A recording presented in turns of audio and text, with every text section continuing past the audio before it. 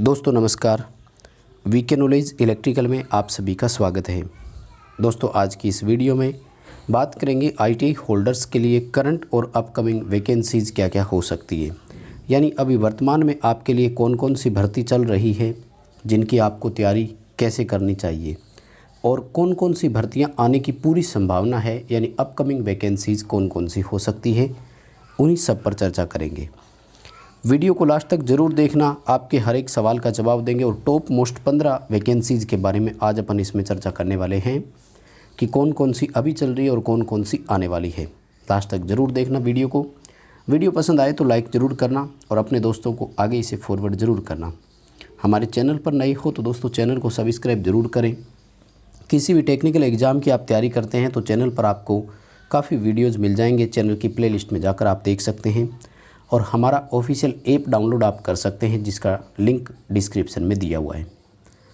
चलिए दोस्तों आज की भर्ती से चर्चा शुरू करते हैं। तो जिसमें नंबर 1 हमारा वैकेंसी है वो है DFCCIL के बारे में। जैसा कि आप सभी जानते हैं तो इसमें ITI वालों के लिए जूनियर एग्जीक्यूटिव के नाम से पोस्ट आई है दोस्तों। और अगर मैं बात करूं इलेक्ट्रीशियन के लिए तो जूनियर एग्जीक्यूटिव इलेक्ट्रिकल के नाम से भर्ती है इसमें, और काफ़ी अच्छी ये वैकेंसी है दोस्तों। इन्होंने सितंबर अक्टूबर जो है वो टेंटेटिव डेट दी है एग्ज़ाम की। और जैसा कि हम सब देख रहे हैं कि जो कोविड का पेंडेमिक था वो भारत में अपना पीक प्राप्त कर चुका है, सेकंड वेव जो आई थी, और अब उसका ग्राफ जो है वो नीचे की तरफ आना शुरू हो गया है। यानी धीरे धीरे स्थितियां सामान्य होने वाली है और हो सकता है कि सितंबर अक्टूबर तक जो स्थितियां हैं वो पूरी तरह से नॉर्मल हो जाए, तो एग्ज़ाम के इसके पूरे चांसेस हैं।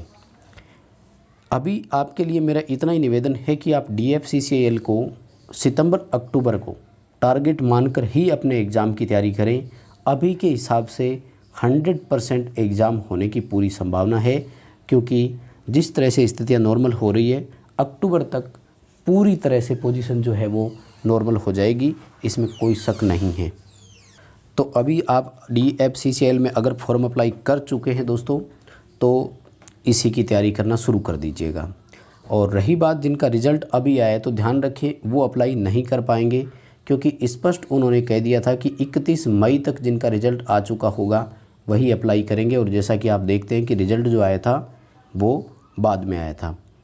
चलिए दोस्तों सेकंड भर्ती के बारे में बात करेंगे। तो सेकंड वैकेंसी है हमारी इंदिरा गांधी एटॉमिक रिसर्च वाली, यानी इंदिरा गांधी परमाणु केंद्र में जो वैकेंसी आई थी दोस्तों, उसमें भी ITI इलेक्ट्रीशियन वालों के लिए वैकेंसी थी। और उसमें भी देखिए अब ये मानकर चलिए कि जैसे ही स्थितियां नॉर्मल हो जाएगी एग्ज़ाम होंगे। आपने देखा कि कोविड की फर्स्ट लहर के बाद राजस्थान में आपने देखा पुलिस कांस्टेबल का पेपर हुआ और उसका रिज़ल्ट भी आ चुका था। यानी पुलिस कांस्टेबल का जो एग्ज़ाम हुआ था वो कोविड पेंडेमिक के ठीक बाद में ही हुआ था।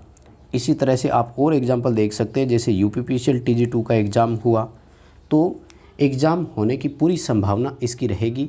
इसलिए आप इस भर्ती में अगर आपने फॉर्म अप्लाई किया है तो अपना टारगेट मानते हुए चलें और इसके लिए आप अपनी तैयारी कंटिन्यू रखिए।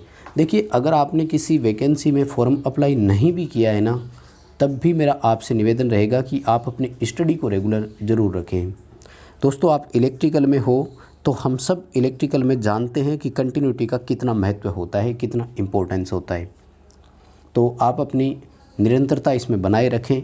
हाँ अगर आप ज़्यादा नहीं पढ़ सकते तो थोड़ा कम पढ़ सकते हैं, लेकिन आपको अपनी स्टडी रेगुलर जारी रखनी है। यानी आपको अपनी पढ़ाई कम नहीं करनी है, स्टडी कंटिन्यू रखनी है, क्योंकि अब कोई भी वैकेंसी कभी भी आ सकती है। अपकमिंग वैकेंसीज़ के भी पूरे चांसेस बनते हैं और जिस भर्ती के आपने फॉर्म अप्लाई कर रखे हैं वहाँ पर आपके एग्ज़ाम होने की भी पूरी संभावना है। तीसरी जो हमारी वैकेंसी है दोस्तों वो है RCDF Rajasthan dairy cooperative federation वाली जो थी ना, उसकी बात कर रहा हूँ मैं दोस्तों। सबसे टॉप मोस्ट वैकेंसी मानी जाती है। अगर आप राजस्थान से बिलोंग करते हैं तो आपके लिए ये गोल्डन अपॉर्चुनिटी है, क्योंकि दोस्तों इस वैकेंसी में जो ग्रेड पे है ना वो 2800 है। और अगर आप राजस्थान टेक्निकल हेल्पर की बात करें तो राजस्थान टेक्निकल हेल्पर में आपका ग्रेड पे मात्र 2000 ही है। यानी राजस्थान टेक्निकल हेल्पर में 2 प्रमोशन लेने के बाद जो आप है 2800 ग्रेड पे पर पहुँचते हैं, जबकि यहाँ पर आपको ज्वाइनिंग डेट से ही मिल रहा है। हालांकि अब राजस्थान टेक्निकल हेल्पर में प्रमोशन फिक्स कर दिए हैं। पहला प्रमोशन 3 साल बाद होगा और दूसरा 9 साल बाद, यानी ओवरऑल आपको 12 वर्ष की सर्विस लग जाएगी इस ग्रेड पे पर पहुँचने के लिए। पहला प्रमोशन 3 साल में होगा और उसके 9 साल बाद दूसरा प्रमोशन होगा, यानी टोटल जब आप 12 वर्ष की सर्विस आपकी राजस्थान विद्युत विभाग में हो जाती है तब जाकर के आपका ग्रेड पे 2800 होगा, जबकि डेयरी विभाग में आपको डायरेक्ट 2800 का ग्रेड पे मिल रहा है। दूसरी बात, जॉब अच्छी है दोस्तों, और हो सकता है आपको अपने होम डिस्ट्रिक्ट में भी मिल जाए।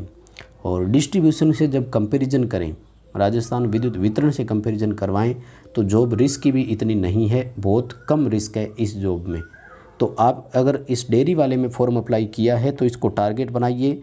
इसका एग्ज़ाम कभी भी हो सकता है दोस्तों, ये मानकर चलना, क्योंकि कोविड पेंडेमिक नीचे की तरफ आ रहा है ग्राफ इसका। 100% एग्ज़ाम होने की संभावना है और एग्ज़ाम कभी भी किसी भी वक्त हो सकता है, इसलिए अपनी तैयारी को जारी रखिए दोस्तों। अगली जो बड़ी भर्तियां हैं वो दोनों पंजाब की है, और पंजाब वालों के लिए तो ये गोल्डन अपॉर्चुनिटी आई है, क्योंकि इनमें एक में पंजाब, दोनों में पंजाबी कंपलसरी है और एक में तो अप्रेंटिसशिप मांगा है, और वो भी पंजाब के इलेक्ट्रिसिटी बोर्ड से, पंजाब स्टेट इलेक्ट्रिसिटी बोर्ड से ही किया हुआ होना चाहिए। यानी अगर आपकी अप्रेंटिसशिप वहाँ से नहीं है तो आप फॉर्म अप्लाई ही नहीं कर पाओगे। तो यहाँ आप मानकर चलो कि 50% तो कंपटीशन वैसे ही कम हो गया। फिर 1700 सीटें आई है दोस्तों, 1700 सीटें कम नहीं होती, बहुत होती है। तो आप इन दोनों में ज़रूर अप्लाई करें, और अगर आपने इसमें अप्लाई कर दिया है दोनों में तो अपनी तैयारी स्टार्ट कर दीजिए, क्योंकि इससे अच्छा अवसर पंजाब वालों के लिए दोबारा नहीं आएगा दोस्तों। तो यदि आप पंजाब से बिलोंग करते हैं, इन दोनों भर्तियों में फॉर्म अप्लाई करें। दोनों भर्तियों में टोटल एक तरह से 4 है, एसएसए भी है, एएलएम भी है और एसएसए भी है, और दोनों के लिए आप फॉर्म अप्लाई कर सकते हो। तो टोटल 4 भर्तियाँ हो गई एक तरह से आपके लिए, इसलिए फॉर्म अप्लाई ज़रूर करें। इस तरह की अपॉर्चुनिटी बार बार नहीं आती है, इस अवसर का फ़ायदा आप ज़रूर उठाएँ दोस्तों। आगे जो बात कर रहे हैं वो है यूपीआरएनएल का। तो यूपीआरएनएल का अभी देखो 22 मई को एग्ज़ाम हो जाना था, 21 और 22 मई को, लेकिन कोविड का पेंडेमिक जब बढ़ा तो एग्ज़ाम पोस्टपोन कर दिया। लेकिन अब आप मानकर चलो कि स्थितियाँ जिस तरह से नॉर्मल हो रही है, जुलाई अगस्त तक इसके एग्ज़ाम की पूरी संभावनाएँ बनती है दोस्तों। जुलाई या अगस्त के महीने में आपके यूपीआरएनएल TG2 का एग्ज़ाम हो सकता है। इसलिए यदि आपने फॉर्म अप्लाई किया हुआ है तो अपनी तैयारी को बूस्ट कर दीजिए, स्टार्ट कर दीजिए। यहाँ पर आपको तैयारी इंक्रीज़ करने की आवश्यकता है। जो भी आपकी तैयारी कंटिन्यू चल रही थी उस तैयारी को और बढ़ा दीजिए दोस्तों, क्योंकि इसमें सीटें कम थी, और कम सीटों में जब आपको कंपटीशन फाइट करना है तो इसके लिए आपको थोड़ी सी अधिक मेहनत की आवश्यकता होगी। वहीं बात करें राजस्थान वालों के लिए तो जयपुर मेट्रो का एग्ज़ाम अभी तक नहीं हुआ। इलेक्ट्रॉनिक वालों का हो चुका है, लेकिन इलेक्ट्रीशियन वालों का नहीं हुआ। तो जयपुर मेट्रो में इलेक्ट्रीशियन वालों का एग्ज़ाम कभी भी हो सकता है, किसी भी वक्त हो सकता है, और सही एग्ज़ाम का वक्त जो है वो जुलाई अगस्त ही है। क्योंकि जिस तरह से, क्योंकि ये मानकर चलना जुलाई अगस्त में अगर थर्ड वेव भी आती है तो उसका इनिशियल यानी स्टार्टिंग होगा, और सेकंड वेव की बात करें तो जुलाई अगस्त तक वो पूरी तरह से सेकंड वेव ख़त्म हो चुकी होगी। इसलिए सबसे सेफ़ जो टाइम रहेगा वो जुलाई अगस्त का है। तो जयपुर मेट्रो का एग्ज़ाम हो सकता है, आपने फॉर्म भरा हुआ है तो। इसी तरह से हरियाणा असिस्टेंट लाइनमैन की बात करें तो दोस्तों जो 15 मार्च 2020 को पेपर होना था वो कैंसिल हुआ था। वो कैंसिल वाला एग्ज़ाम वही आप जुलाई अगस्त में मानकर चलें अब फिर हो सकता है। यानी जुलाई अगस्त 2021 में हरियाणा लाइनमैन के जो एग्ज़ाम आपके रह गए थे वो एग्ज़ाम अब होने की पूरी संभावना है। तो अगर आप हरियाणा से है और एएलएम का फॉर्म आपने अप्लाई किया था तो आप इस भर्ती को भी अपना टारगेट मानें और इसके लिए अपनी तैयारी पूरे ज़ोर से शुरू कर दें। दोस्तों गोवा शिपयार्ड में अभी वैकेंसी आई थी रिसेंटली, वो भी कभी किसी टाइम आपका एग्ज़ाम ले सकते हैं। अगर आपने फॉर्म अप्लाई किया था गोवा शिपयार्ड में तो तैयारी कंटिन्यू रखिए, अपनी सिलेबस के अनुसार तैयारी रखिएगा। दोस्तों बात करें राजस्थान टेक्निकल हेल्पर की तो देखिए पिछली बार दोस्तों ये मांग आप सब की मेहनत की बदौलत सिरे लगी हुई थी, और अगर कोविड थोड़े दिन और नहीं आता तो वैकेंसी आ गई होती। यानी अब इसकी पूरी संभावना है कि ये वैकेंसी जैसे ही स्थितियाँ नॉर्मल होगी तो ये वैकेंसी जारी हो जाएगी। इसके लिए पूरी संभावना है, ये वैकेंसी कहीं नहीं अटकने वाली है आपकी। एक कार्यकाल में एक भर्ती तो ज़रूर होती है, तो यही वो एकदम गोल्डन टाइम है जो सरकार वैकेंसी कर सकती है, इस वक्त वैकेंसी कर सकती है। पद कितने आते हैं इसकी अभी फ़िलहाल कोई चर्चा नहीं करेंगे। आप मानकर चलें 2500 से लेकर 4000 तक पदों की संख्या हो सकती है, क्योंकि एक ही वैकेंसी इनके कार्यकाल में अब संभावित बची है। नहीं तो हमेशा कांग्रेस के कार्यकाल में राजस्थान बिजली विभाग में 2-2 बार भर्तियां होती है, लेकिन इस बार एक ही संभव है।